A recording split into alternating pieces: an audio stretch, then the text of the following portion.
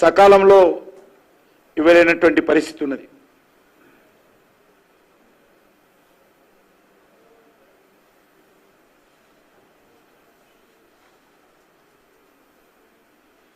అదేవిధంగా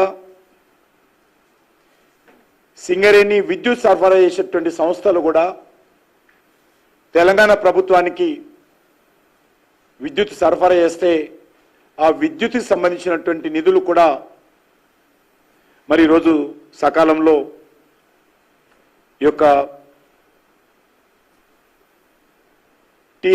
సింగరేణికి ఇవ్వలేనటువంటి పరిస్థితుల్లో ఈరోజు పరిస్థితి ఉన్నది. దీని కారణంగా సింగరేణి లాంటి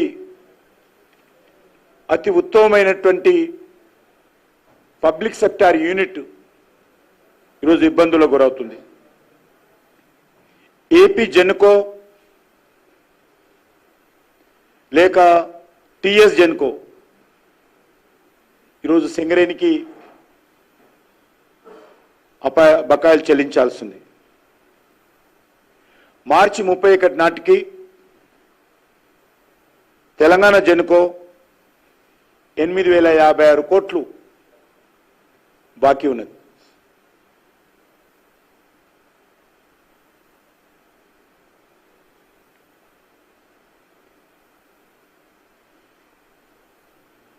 అదేవిధంగా ఈరోజు ఓవరాల్గా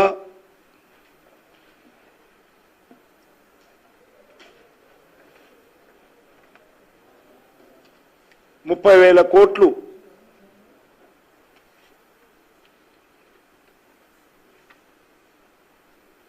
తెలంగాణ ప్రభుత్వము సింగరేణికి చెల్లించాల్సింది. అది ఈ పాపం పూర్తిగా బీఆర్ఎస్ పార్టీది అని సందర్భంగా మనం చేస్తున్నాం.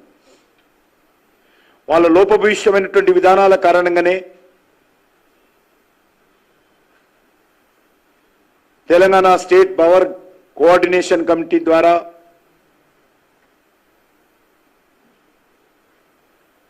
బిల్లుల చెల్లింపులో జాప్యం జరిగితే 6% ఇంట్రెస్ట్ ఇవ్వాలి. దానికి అతిగతి లేదు. ఏపీ జెన్కో ద్వారా బొగ్గు బకాయిలు బొగ్గు సరఫరా చేసినటువంటి 60 డేస్లో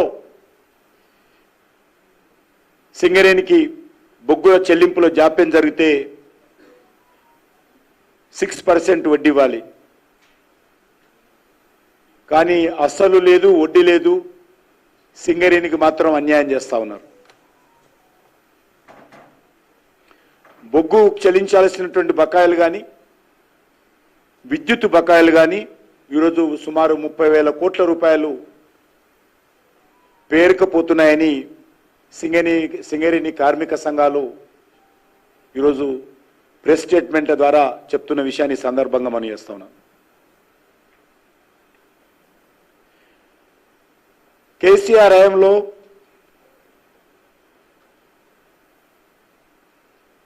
టిఆర్ఎస్ కానీ బీఆర్ఎస్ కానీ సకాలంలో కనుక విద్యుత్ సబ్సిడీలు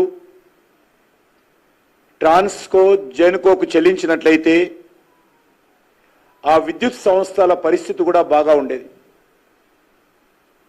మెరుగైనటువంటి పరిస్థితి ఉండేది. సింగరేణికి కూడా ట్రాన్స్కో కానీ జెన్కో కానీ ఆర్థిక పరిస్థితి బాగున్నట్లయితే వాళ్ళు కూడా సకాలంలో సింగరేణికి బిల్లులు చెల్లించేవారు. కానీ తెలంగాణ ప్రభుత్వము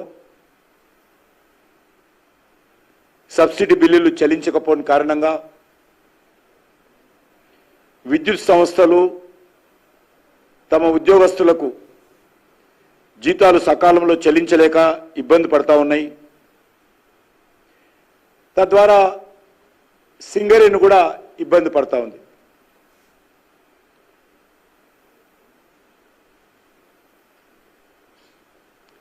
సింగరేణి 2014 ముందు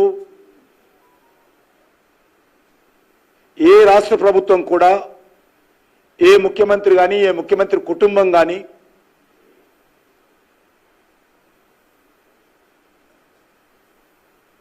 ఈ రోజు కూడా రాజకీయ జోక్యం లేకుండా Singareni management, state government, central government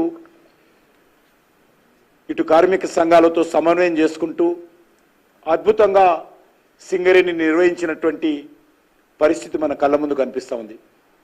దానికి ఉదాహరణ నేను ఇంతకుముందే చెప్పాను. 2014లో 3,500 కోట్లు బ్యాంకులలో సింగరేణి నిధులు డిపాజిట్ అయి ఉండేవి. కానీ ఈరోజు బీఆర్ఎస్ పార్టీ కానీ కేసీఆర్ అధికారంలోకి వచ్చిన తర్వాత నాటి టీఆర్ఎస్ సర్పంచ్ నుంచి మొదలు పెడితే శాసనసభ్యులు, బీఆర్ఎస్ చెందినటువంటి మంత్రులు పూర్తిగా రాజకీయ జోక్యం చేసుకొని సింగరేణిని ఎక్కడ పడితే ఎవరికి దోచినంత వాళ్ళు దోచుకున్నారు.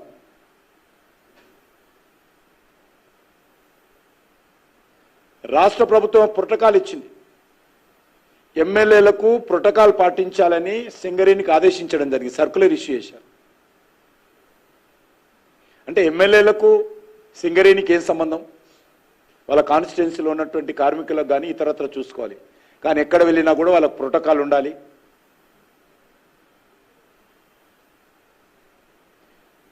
ఏ రకమైనటువంటి పరిస్థితి వచ్చిందంటే సింగరేణి అధికారులు ఫైళ్లు పట్టుకొని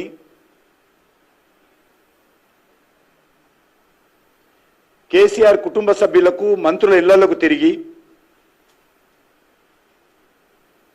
పరిస్థితి వాళ్ళు తీసుకొచ్చిన విషయాన్ని సందర్భంగా మనయేస్తున్నాను. చివరకు ఒక కార్మికుడు డ్యూటీ షిఫ్ట్ మార్పు కావాలంటే కూడా అక్కడ ఉన్నటువంటి ఎమ్మెల్యేలు, ఎంపీల జోక్యం లేకుండా జరిగే పరిస్థితి లేదు.